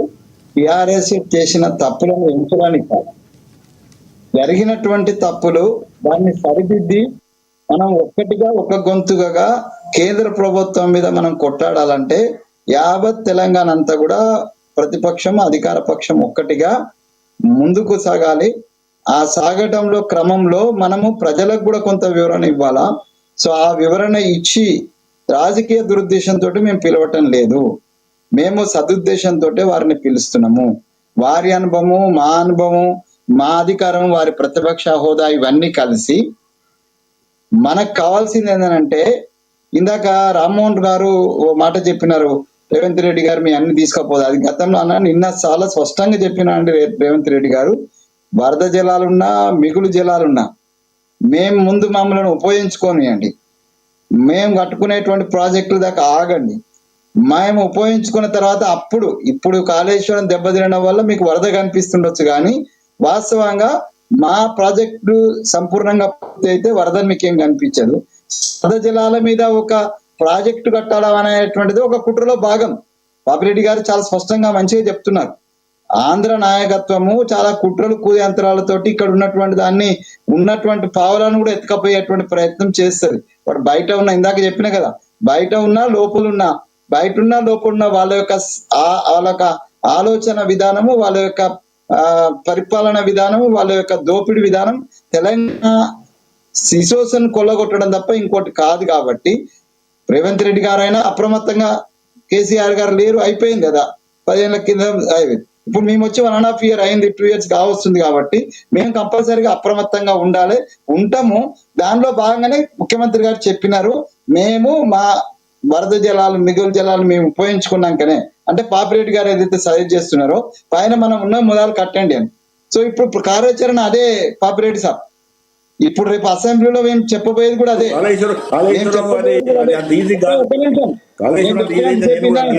మేము మా స్పష్టత నిన్న చాలా స్పష్టంగా ఉత్తమ్ రెడ్డి గారు ఇప్పుడున్నటువంటి ఏదైతే కాళేశ్వరం ఉందో దాన్ని ఏదో కూలగొట్టి అది పనికిరాందని చేసే ఉద్దేశం మాకు లేదు. తుమ్మిడిఎట్టి నుంచి ఏదైతే నీళ్లు తీసుకోవాలో దానికి సంబంధించి కూడా మేము ఆలోచిస్తాం. దీని రిపేర్ కి సంబంధించి కూడా ఎన్డీఏసీ యొక్క సలహా మేరకు దీన్ని రిపేర్ చేసి దీన్ని ఉపయోగంలోకి తేవాలనేటువంటి సదుద్దేశం మాకుందని మా మంత్రి గారు చాలా స్పష్టంగా చెప్పినారు. కాంగ్రెస్ పార్టీ యొక్క ఉద్దేశం కూడా అదే. 1,00,000 కోట్లు పెట్టి ఇంత చేసినటువంటి దాన్ని పడావు పెట్టే ఉద్దేశం మాకు కూడా ఏం లేదు. ముఖ్యమంత్రి గారు కూడా అదే చెప్పినారు, మేము ఎక్కడ కాంప్రమైజ్ చేయలేదు, ఎంత ఖర్చు అయ్యింది, ఎక్కువ ఖర్చు అయింది అని, ఖర్చు అయిందని పక్కన పెట్టేది కూడా లేదు. దాంట్లో నీళ్లు నింపకుంటే కూడా ఆ బ్యారేజ్ పాలవుతుంది అనేటువంటిది అవగాహన కూడా అక్కడ ఉన్నటువంటి నిపుణులు ఇస్తున్నటువంటి విషయం. సో ఇవన్నిటిని దృష్టిలో పెట్టుకొని మేము కాంగ్రెస్ పార్టీగా గతంలో ఉమ్మడి రాష్ట్రంలో తెలంగాణకు అన్యాయం జరిగిన దాంట్లో కాంగ్రెస్ యొక్క పాపం ఉన్నదని పాపిరెడ్డి గారు మళ్ళొకసారి అంటూనే ఉన్నారు. సో రామ్మోహన్ రావు గారు కూడా అదే ఆరోపణ చేసినారు. ఇప్పుడు వచ్చిన తర్వాత కేసీఆర్ గారు కూడా, సరే ఆయన ఏం చేయలేదని నేను అంటలేను, కానీ ఆయన చేసినటువంటి ప్రక్రియలో అవగాహన ఉన్నదని చెప్పి కూడా ఆయన అవగాహన లోపంతో ఆయన చేసినటువంటి ఏమంటారు దాన్ని, ఓవర్ కాన్ఫిడెన్స్ తో ఆయన ఇచ్చినటువంటి ఆంధ్ర వాళ్ళకి ఇచ్చిన విశ్వాసం కావచ్చు, లేకపోతే ఆంధ్ర వాళ్ళకి ఇచ్చిన అవకాశాల కారణంగా ఈ 10 సంవత్సరాల్లో కూడా మనకి ఏదైతే పర్పస్ సర్వ్ కావాలనో, తెలంగాణకు నీళ్ళ యొక్క పర్పస్ సర్వ్ కావాలనో అది కాలేదు. సో ఇప్పుడైనా మనం అందరం మేల్కొని, అటు ప్రతిపక్షం కావచ్చు, ఇటు అధికార పక్షం మేల్కొని, మన నీళ్లను మనం సుక్క బొట్టు కూడా కిందక పోకుండా మనం ఆపుకొని మన రాష్ట్రాన్ని సస్యామలు చేసుకునేటువంటి క్రమంలో డెఫినెట్ గా మీరు అన్నట్టుగా అది సంక్షేమ కార్యక్రమం పైసలు ఇవ్వడం కాదు, అన్నిటికీ పైసలు వస్తాయి. సంక్షేమం నడుస్తుంది. దాంతో పాటు ఈ అభివృద్ధి కార్యక్రమంలో, ప్రాజెక్టుల విషయంలో యుద్ధ ప్రాతిపదికన పూర్తి చేసేటువంటి ఆలోచన కాంగ్రెస్ పార్టీ చేయాలి. చేయకపోతే మాలాంటి వాళ్ళు ప్యూర్ తెలంగాణ వాదులో ఉన్నాం. డెఫినెట్ గా తెలంగాణ ప్రయోజనాలే అల్టిమేట్. పార్టీల కంటే అతీతంగా, పాపిరెడ్డి గారు అన్నది కరెక్ట్, పార్టీలకు అతీతంగా మనం ఆలోచించాల్సింది తెలంగాణ ప్రాంత ప్రయోజనాలే. ప్రాంత ప్రజల ప్రయోజనాల కోసం కాంగ్రెస్ కట్టుబడకుండా ఉంటే కేసీఆర్ గారు లాగానే కాంగ్రెస్ కూడా అట్లాంటి పరిస్థితి వస్తుంది, లేదా మరో ఉద్యమం లాంటిదైనా వస్తుంది, తప్పనిసరిగా వస్తుంది. కాబట్టి మేమైతే చిత్తశుద్ధి ఆ విషయంతో మేము అతన్ని రమ్మంటున్నాము. నేను మరొకసారి చెప్తున్నా, మసాలా కోసం మా ముఖ్యమంత్రి గారు ఫామ్ హౌస్ అన్నారు, కానీ అది సమంజసంగా మేమెవరూ ఒప్పుకోలేదు. మేము ఆ మసాలా కోసమే అయిపోయింది. అదంతా మీకు కూడా పిఆర్పి పెరిగి ఉంటుంది, దాంతో పత్రికలు కూడా పెద్ద కానీ అసెంబ్లీ వేదికగానే అది కూడా రామ్మోహన్ గారు చెప్పినట్టుగా పాజిటివ్ కోణంగా పాజిటివ్ కోణంలో పాపిరెడ్డి గారు చెప్పినట్టుగా పాజిటివ్ కోణంలో అయిపోయింది. ఇప్పుడు ఏం చేసి ఈ ప్రాంతానికి నీళ్లను నిలుపుకుందాం, దీని మీద చర్చ జరిగితే బాగుంటది. అది కేసీఆర్ గారి అనుభవం వారు చెప్పొచ్చు, మా అనుభవం మేము చెప్తాం. అందరం కలిసి కేంద్రం దగ్గర కొట్లాడి తెచ్చుకోవాల్సినటువంటి అవసరం ఉంది. కేంద్రం మన పట్ల సవిత్పల్లి చూపిస్తుంది కాబట్టి బీజేపీని కూడా ఇంక్లూడ్ చేసుకొని కేంద్రం మీద ఒత్తిడి తెచ్చి తెలంగాణ ప్రాంత ప్రయోజనాలు కాపాడమే ప్రధాన లక్ష్యంగా అధికార పక్షం ప్రతిపక్షం పోవాలని నా ఉద్దేశం. రైట్, ధన్యవాదాలండి వెంకటస్వామి గారు చర్చలో పాల్గొన్నందుకు, ధన్యవాదాలండి పాపిరెడ్డి గారు, ధన్యవాదాలండి రామ్మోహన్ గారు చర్చలో పాల్గొన్నందుకు. ఏది ఏమైనప్పటికీ కూడా తెలంగాణ సీఎం రేవంత్ రెడ్డి మాజీ ముఖ్యమంత్రి బీఆర్ఎస్ అధినేత కేసీఆర్ను ఘాటుగా విమర్శించారు. కేసీఆర్ను 1000 కొరడా దెబ్బలు కొట్టాలన్నారు. కృష్ణా జిల్లాల విషయంలో తెలంగాణ హక్కుల కోసం ఎంతవరకైనా పోరాడతామని ముఖ్యమంత్రి రేవంత్ రెడ్డి స్పష్టం చేశారు. ఈ సందర్భంగా కేసీఆర్ సీమాంధ్ర నేతల కంటే 1000 రెట్లు ఎక్కువ ద్రోహం చేశారని విమర్శించారు. కృష్ణా జిల్లాలో తెలంగాణకు జరిగిన నష్టంపై కేసీఆర్ 1000 కొరడా దెబ్బలు కొట్టాలన్నారు.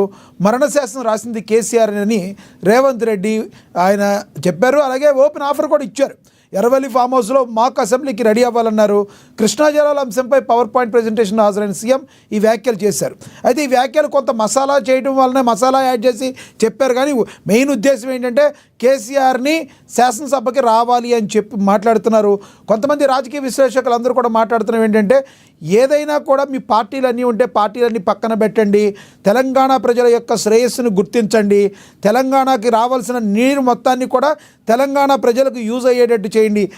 మీరు కొట్టుకుని తెలంగాణ పరువు తీసి తెలంగాణ ప్రజలకు రావాల్సిన నీటిని మొత్తాన్ని కూడా కింద ప్రాంతం ఉన్న ఆంధ్ర ప్రాంతానికి వెళ్ళిపోతే తెలంగాణ ప్రజల నోట్లో మట్టి కొట్టినట్టు అవుద్దని చెప్పి రాజకీయ విశ్లేషకులు, తలలు పండిన నేతలు చెప్తున్న మాట.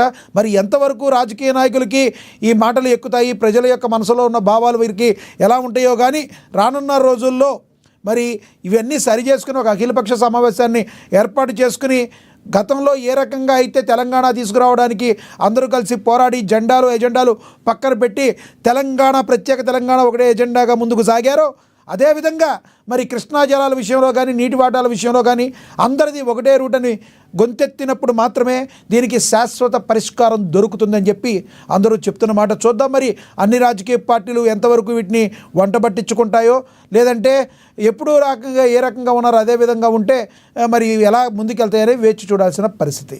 ఇది వాళ్ళ స్పెషల్ డిబేట్. చూస్తూనే ఉండండి. నమస్తే.